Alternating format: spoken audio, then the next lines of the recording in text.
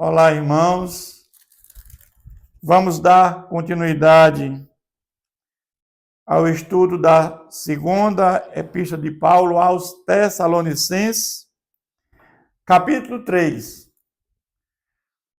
O apóstolo Paulo tinha falado sobre a segunda vinda de Jesus. E muitos irmãos da igreja esperavam que essa volta de Jesus fosse iminente, rápida. Mas Paulo já tinha dito que antes da segunda vinda de Jesus, era preciso primeiro que acontecesse a apostasia, o abandono da fé, que o amor esfriaria, e o aparecimento do homem da iniquidade, o filho da perdição. Mas o fato é que muitos deixaram seus trabalhos, seus empregos, pensando nisso, pensando que Jesus estava voltando. E isso causou um problema na igreja.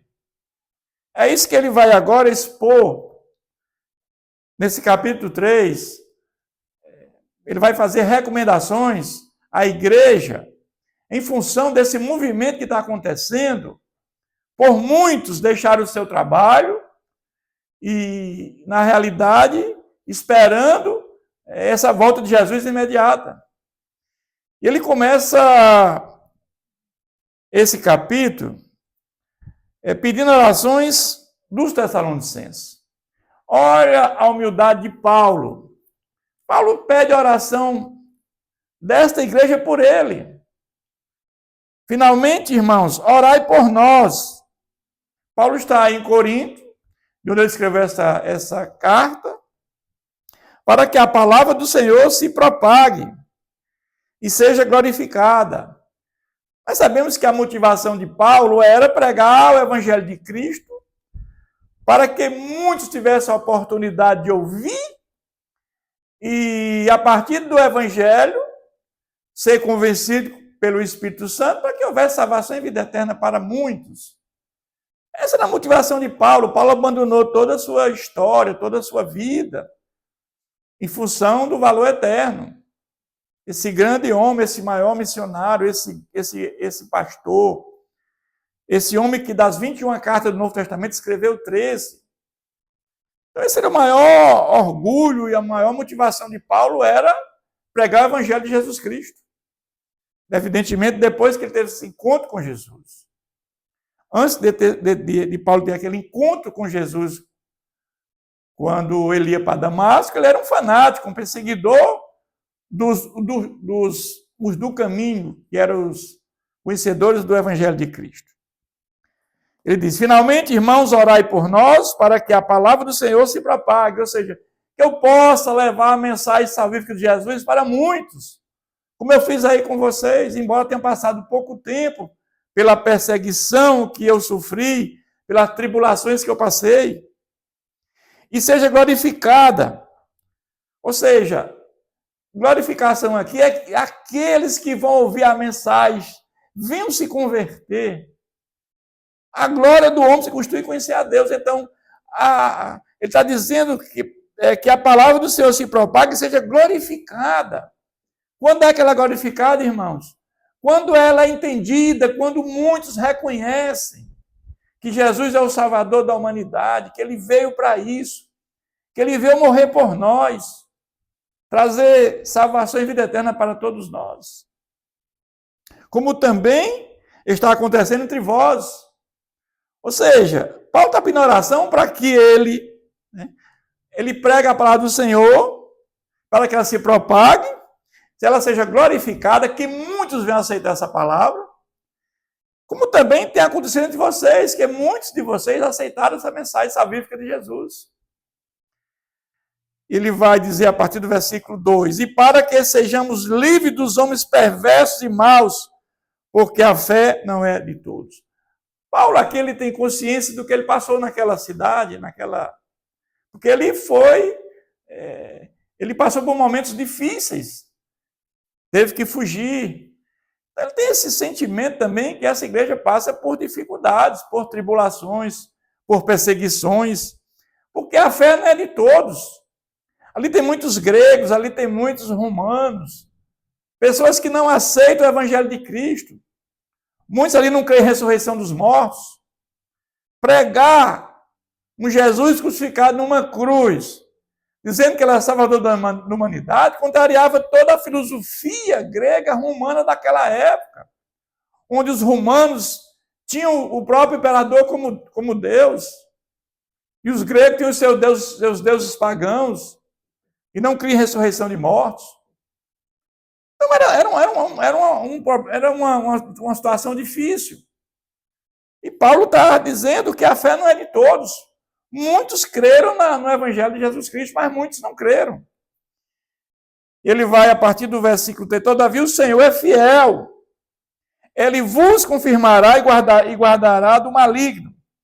E aqui ele está dizendo para guardar dos homens perversos e maus que tinham ali, perseguindo e fazendo tribulação com os irmãos da igreja.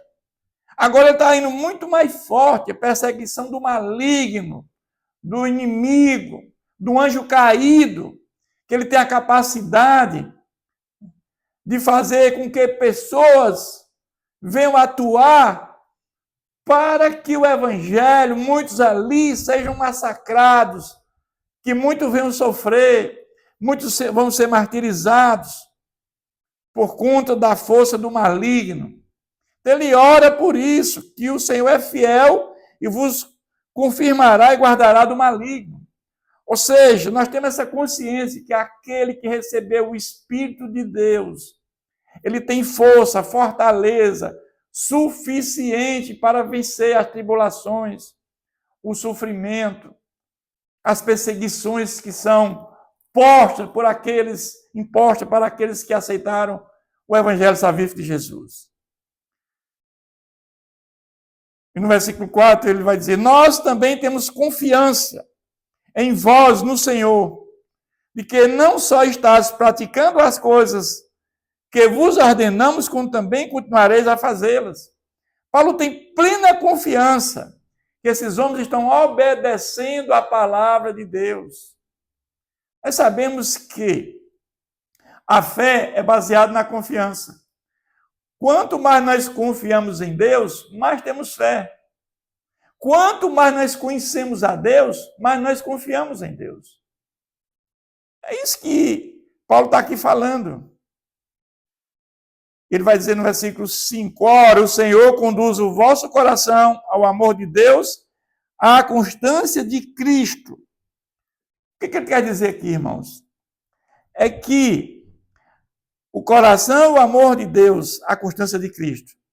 Que o Senhor conduz o vosso coração, o coração dele, desses convertidos, ao amor de Deus e à constância de Cristo. Ou seja, que eles são capazes, né, de suportar, de enfrentar os problemas, porque eles são guiados pelo Espírito de Deus.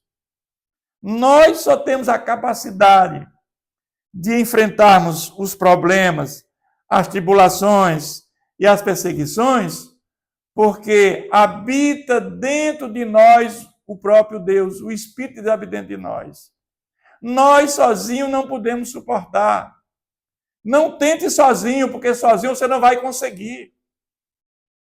Você vai conseguir se tiver Deus ao seu lado, trabalhando por você, lutando por você, por nós. Mas a partir do versículo 6, ele vai fazer a exortação à prática de vários deveres cristãos, pessoais, sociais e coletivos. Ele vai dizer, nós vos ordenamos, irmãos, em nome do Senhor Jesus, que vos aparteis de todo irmão que ande desordenadamente e não segundo a tradição que de nós recebestes. Nós falamos que muitos irmãos da igreja estavam deixando o seu trabalho, deixando o seu emprego, para viver à custa de irmãos da igreja, desordenadamente, por conta da segunda vinda de Jesus.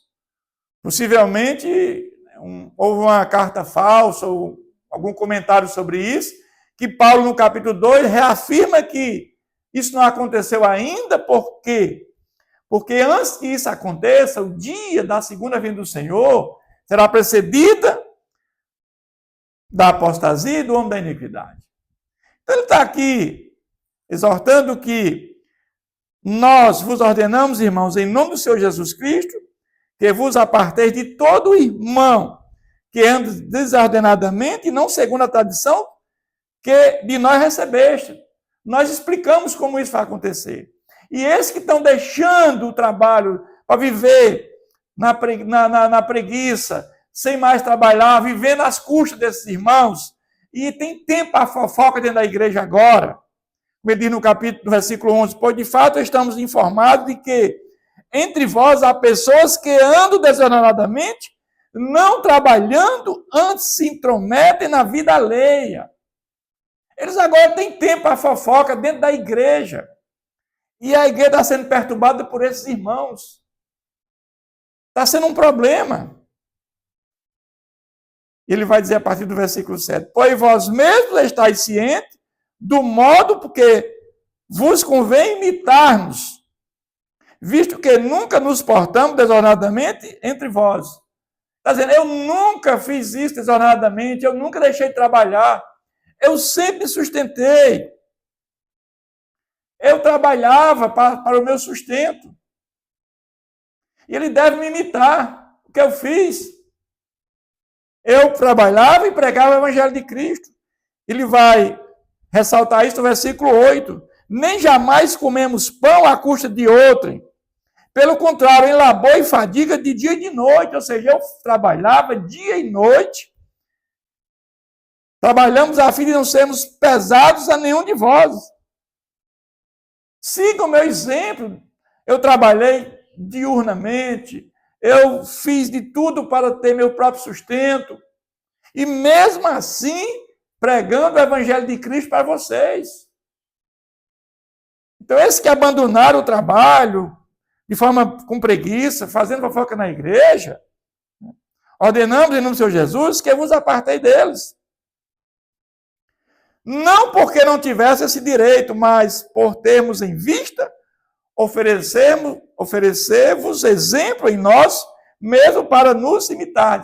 Paulo está dizendo, olha, eu tinha o direito, como pastor, como homem que levava a mensagem salvífica de Jesus para fazer na parte espiritual, para que ocorresse o valor eterno. Eu tinha esse direito, mas eu abri mão disso. Eu procurei trabalhar para oferecer a vocês um exemplo. E esse exemplo vocês me imitem. Imitem. E a partir do 10, porque quando ainda convosco, vós ordenamos isto. Se alguém não quer trabalhar, também não coma. Se alguém quer viver às custas do irmão, na preguiça, na fofoca, também não coma. Porque é necessário que ele trabalhe. Porque, como nós explicamos, a segunda vinda de Jesus, ela é precedida de dois eventos. Do homem da iniquidade e da apostasia. E no versículo 11, pois de fato estamos informados de que entre vós há pessoas que andam desordenadamente, não trabalhando, antes se intrometem na vida alheia. Ou seja, tem tempo para fofoca dentro da igreja, isso é problema. É problema grande para aquela igreja. A eles, porém, determinamos e exortamos ao Senhor Jesus Cristo que, trabalhando tranquilamente, comam o seu próprio pão. Coma o fruto do seu trabalho. Como está na própria palavra de Deus. Do fruto do seu trabalho comerás o pão de cada dia. E vós, irmãos, não vos cansei de fazer o bem. Ele aqui faz uma ressalva, não vos cansei de fazer o bem para os que merecem. Não é para todos não, irmãos. Esse versículo aqui não vos cansei de fazer o bem para os que merecem. Porque esses que estão abandonando, que estão fazendo fofoca dentro da igreja, atrapalhando a obra do Senhor, não estão merecendo. Não estão merecendo, irmão. Nós não devemos cansar de fazer o bem para aqueles que não estão atrapalhando a obra do Senhor Jesus. Caso alguém não preste obediência à nossa palavra, dada por esta epístola, notai-o, nem vos associeis com ele, para que ele fique envergonhado. E aqui ele fala uma coisa interessante. Não é que essas pessoas são inimigas. Elas são irmãos ainda, continuam sendo irmãos.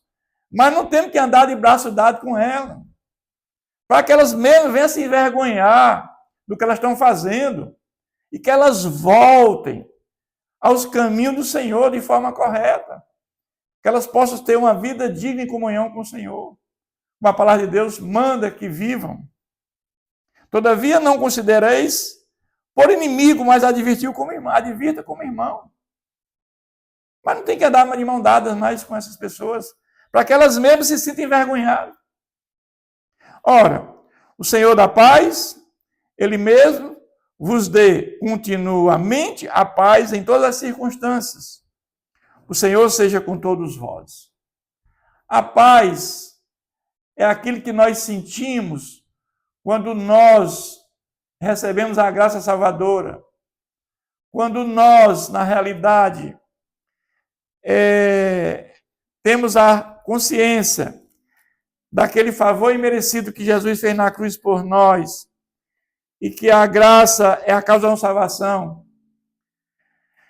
Ele agora vai fazer a saudação final e a bênção do próprio punho. Paulo, este é o sinal em cada epístola, assim é o que eu assino. Aqui é interessante que ele diz que assina o próprio punho. É bem provável que tenha tido uma carta falsa falando desses assuntos dentro da igreja, e Paulo ele faz questão de assinar essa carta, embora começa dizendo que era Paulo, Silvano e Timóteo, aqui por questão